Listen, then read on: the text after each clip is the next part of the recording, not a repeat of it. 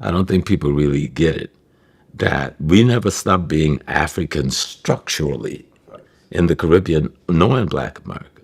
It's only recently they've been really able to break us down. The period when we thought they had broken us down, they didn't break us down. We still had our thing. It's in the last 20, 30 years that they've been able to break us in ways they weren't able to break us during slavery, because they break us here. In slavery, they were breaking our bodies. But in the contemporary time, they're breaking our spirits. Do you believe illiteracy is being weaponized in America today? Oh, absolutely.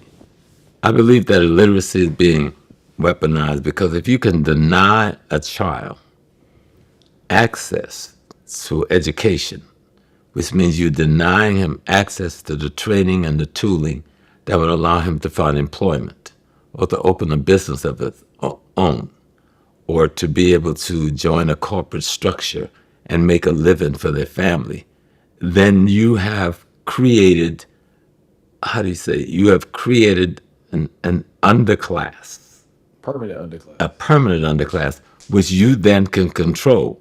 And what you've put in place for the underclass is a penal system.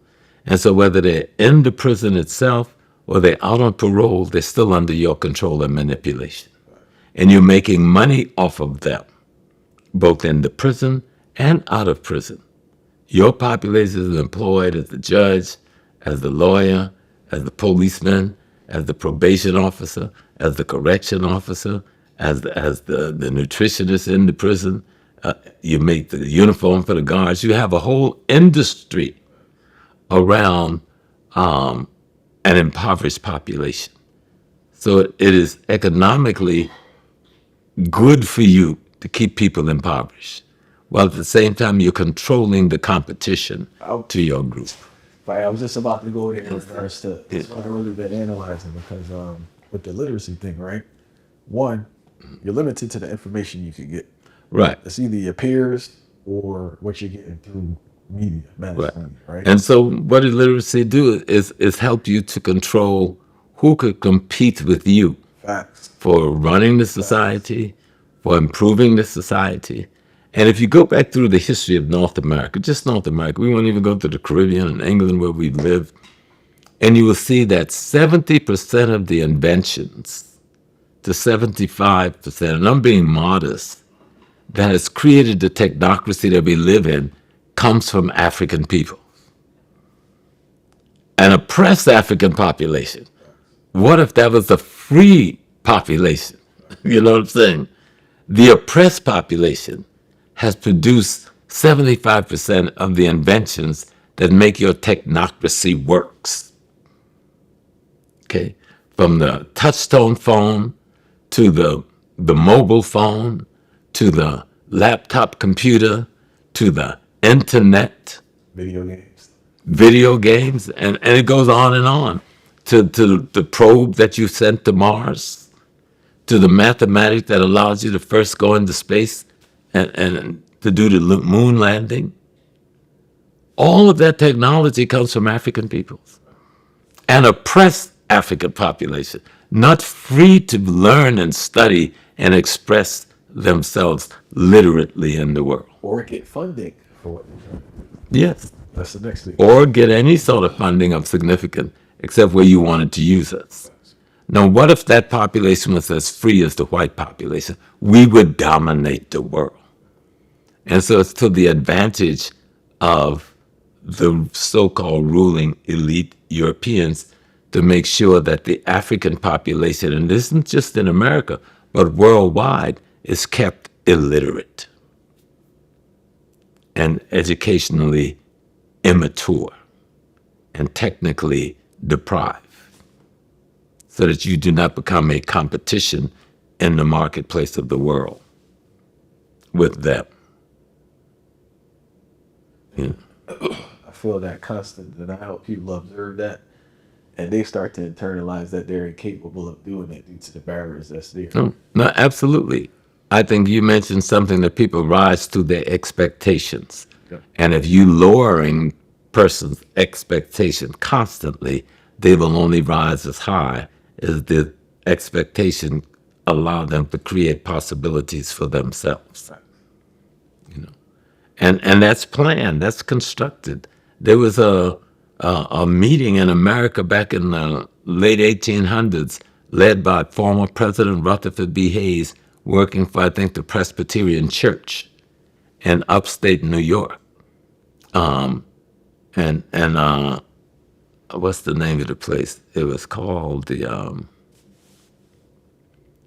not the Mohawk. Was it Mohawk? It was an upstate place, New York, where they had this educational conference on how to educate the black population in America now that slavery is over. Mohawk was called the Mohawk Educational Conference. Yeah. And Rutherford B. Hayes, the same guy that betrayed us by moving the troops out of the South, is no longer the president. He's now heading that committee.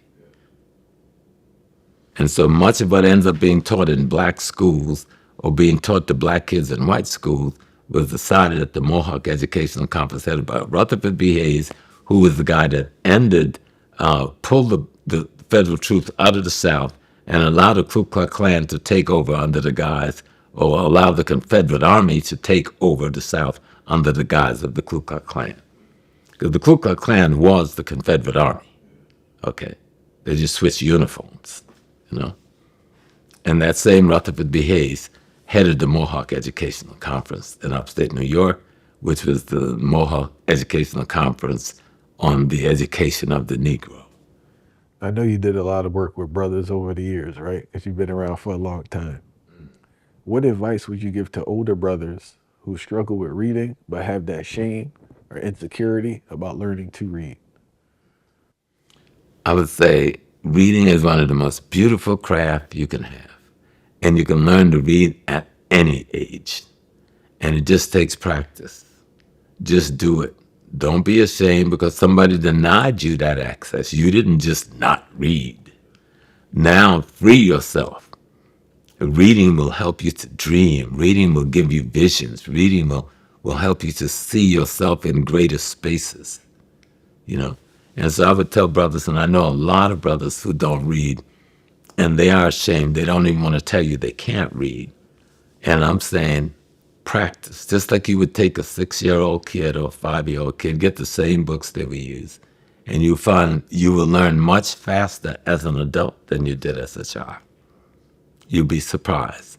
And you'll be surprised how beautiful you will feel when you can listen to the minds of other men and women, because that's all a book is.